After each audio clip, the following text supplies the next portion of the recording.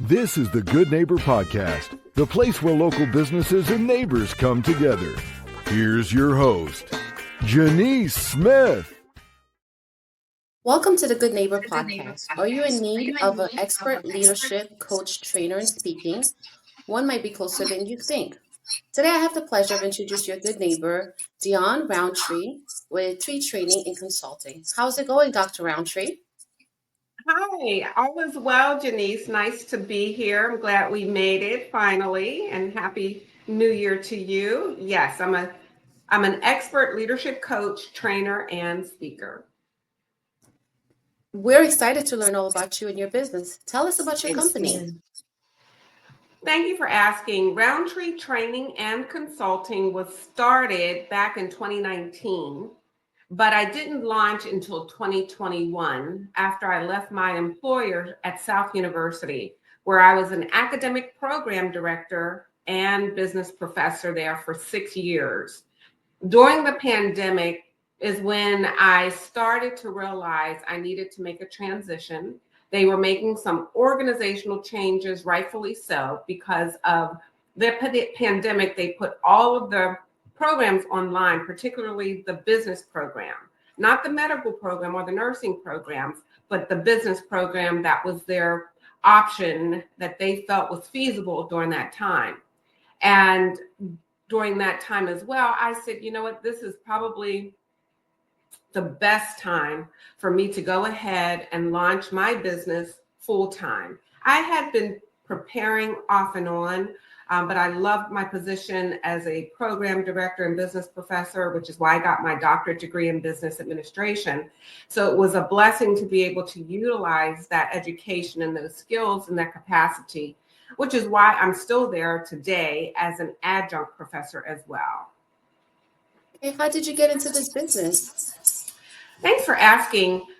I've been in academia since probably always working as an adjunct, started at Lincoln University in Philadelphia, Pennsylvania. And I transitioned into academia full-time after my son was born because I realized that I needed a calmer, more peaceful employment while I had my son. And so I left the pharmaceutical industry and decided to go back into academia as a part-time adjunct, all the while doing training workshops for different people based on various business topics, such as professionalism in the workplace, how to dress, how to carry yourself, business etiquette, business dining etiquette, and various topics. And that's my degree. My master's degree is in professional leadership. And during my master's program at Carlow University in Pittsburgh, that's when I knew that eventually I would want to go into corporate America, for-profit, nonprofit organizations, and support their leadership teams and their staff to be more interpersonally ready. Because of my personal experience in corporate America, people were having challenges all the time. Come home, my mother would come home and complain about the different individuals she encountered and the behavior. And then for my own experience, what I witnessed in the workplace, I realized I was not prepared for the expectations. And that's what really cultivated my desire to do this professionally.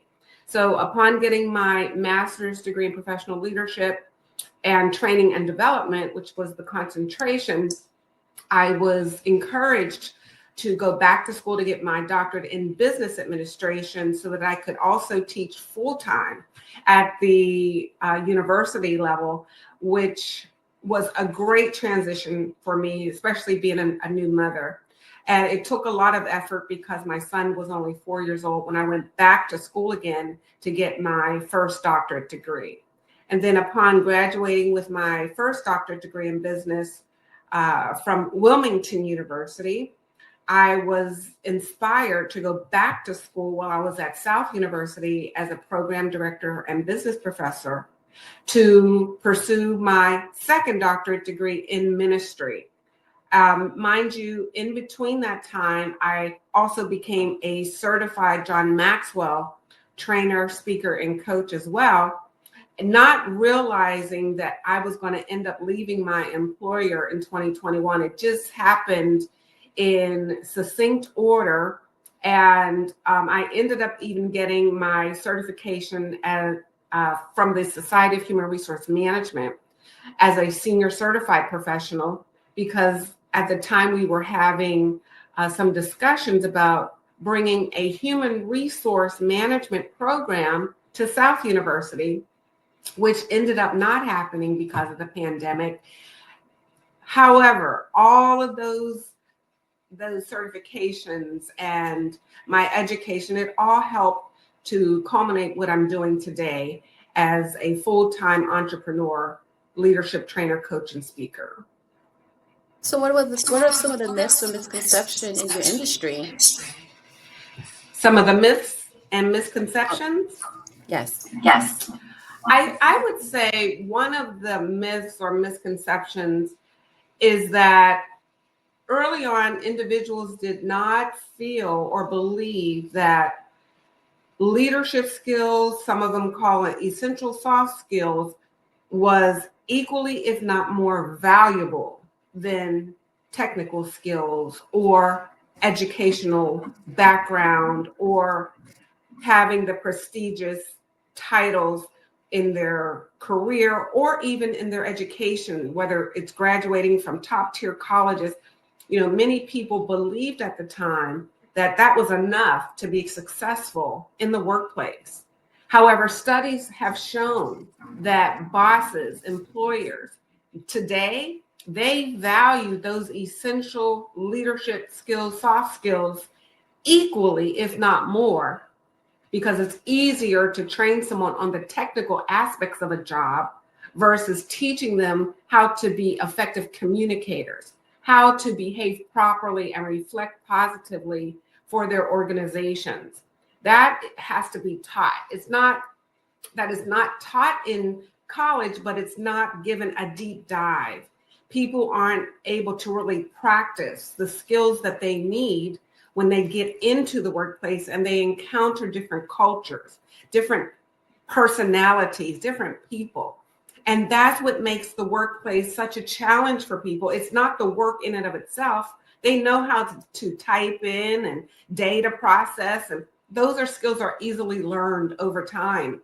Excuse me, but what has been consistent across the board, no matter what workplace you're in, you could be in a church, a hospital, academia, corporate America, any workplace where you bring people together, you have interpersonal dynamics that are occurring in the workplace, which makes it a very toxic environment if the individuals are not properly trained and know how to cultivate their own emotional intelligence and be self-aware so that they can manage themselves as well as the relationships that they have, both personally and professionally.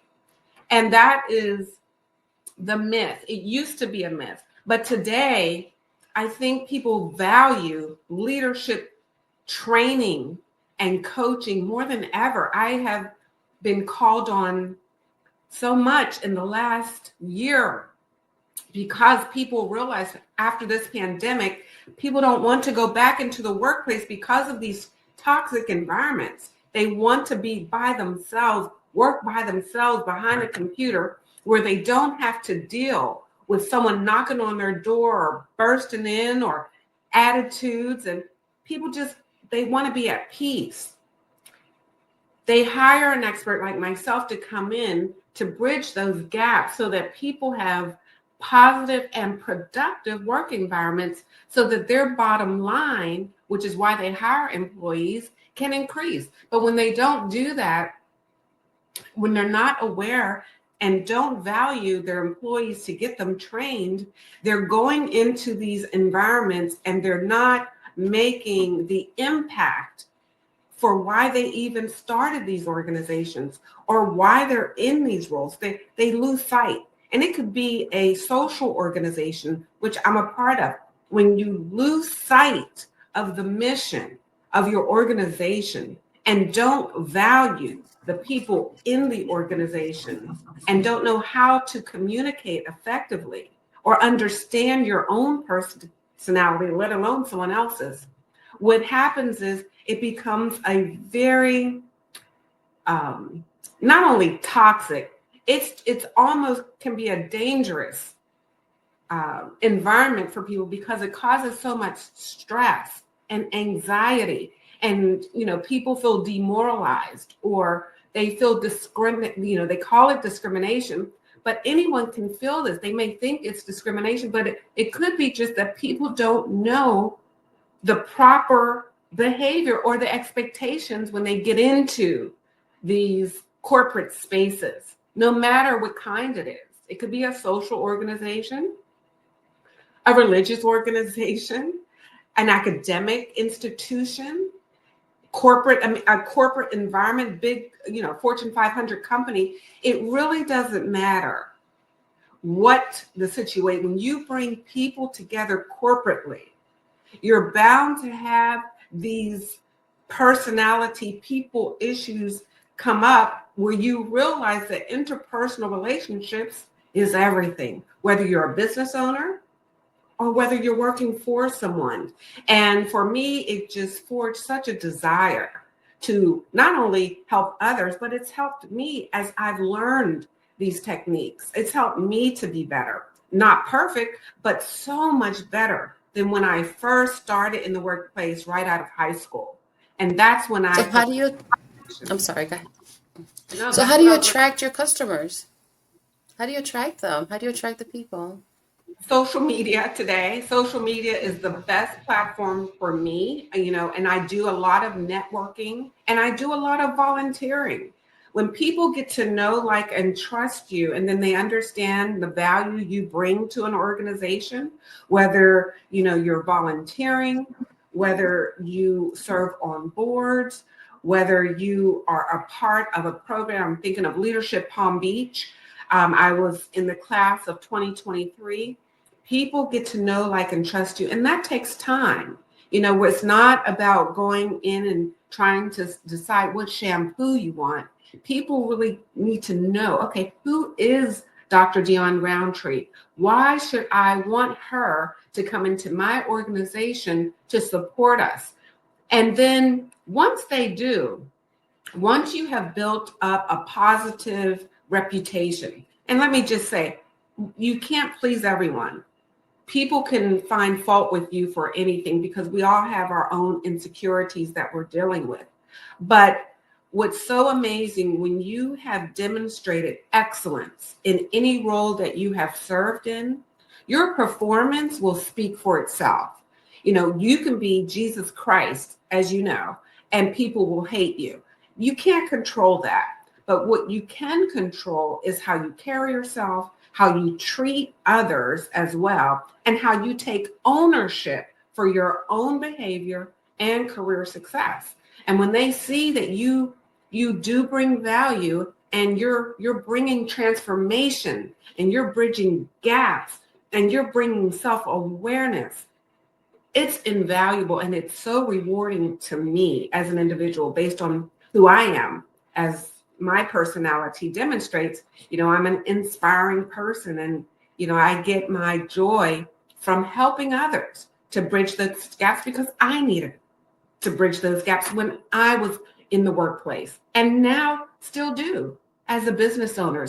As a business owner, it is all about relationships. Sound like you do a lot, volunteer, working. So outside of that, what do you do for fun? So for fun, I love yoga. When I have time to go, I try to go on Sunday mornings if it doesn't conflict with me going to church, and which is why I go to a church that has multiple services. I love reading. I love walking. I love learning. Even in my downtime, I'm always learning as far as personal and professional development. But what gives me peace is going to the spa and getting a massage or hanging out with dear friends who are positive and like-minded. Just being around them. We don't have to do anything. We're just talking. I enjoy that. And of course, my family.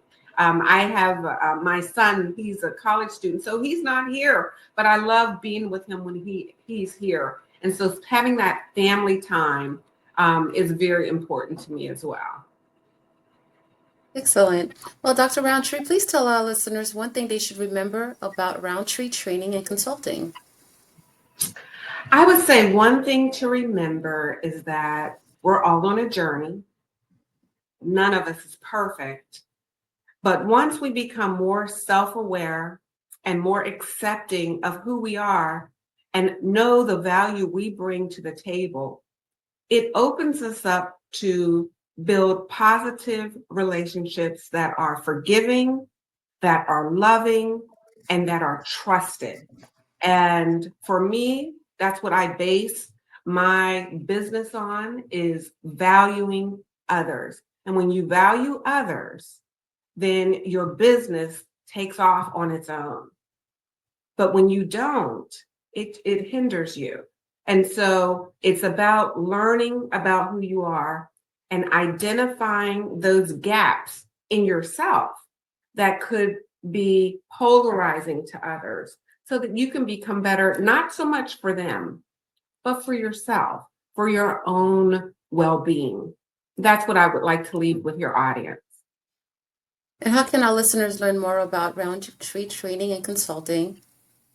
So to learn more about Roundtree Training and Consulting, please visit my website. My name is unique. It's pronounced like Celine Dion or Dionne Warwick, take your pick, but it's spelled uniquely. It's Deeawn Roundtree.com. That's D like David, E like Echo, E like Echo, A like Apple, W like water, N like Nancy, Roundtree. I don't know if you can see this.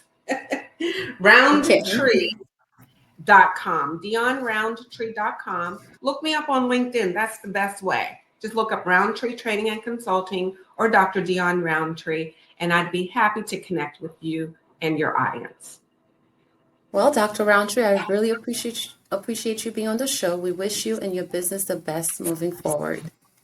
Thank you so much, Denise. It's been an honor and a privilege to be here. Thank you for listening to the Good Neighbor Podcast. To nominate your favorite local businesses to be featured on the show, go to gnppalmbeach.com. That's gnppalmbeach.com. Or call 561-783-8999.